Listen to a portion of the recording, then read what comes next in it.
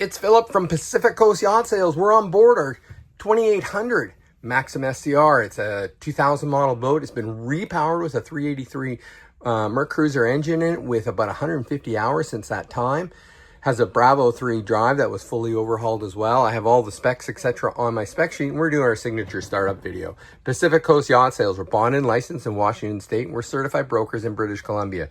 We also do startup videos, walkthrough videos, outside videos of all the boats that we're selling, and lots of photos for you. So the first thing I do is turn on the blower. I already checked the oils, etc.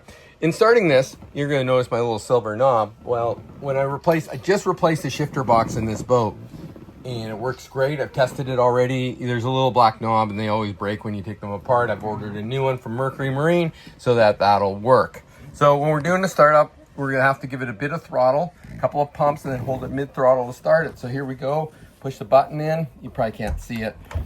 2 full pumps. Hold it about mid-throttle. I'm using one hand to start, one hand to fire it up. Here we go. That easy. 2 pumps. Dead cold start, that is. Look at the gauge there. No reading on it whatsoever. We got about a quarter tank of fuel. We got 60, 70 PSI. The drive leg is all the way down, charging 14 volts and 1400 RPMs. Quick look out the back of the boat now.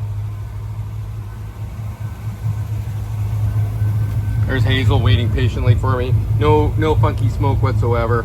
Fired up exactly as we expected it to. Late model engine in a 2000 model Maxum. That is your startup video for you with a Mercury 383 V4 engine in it.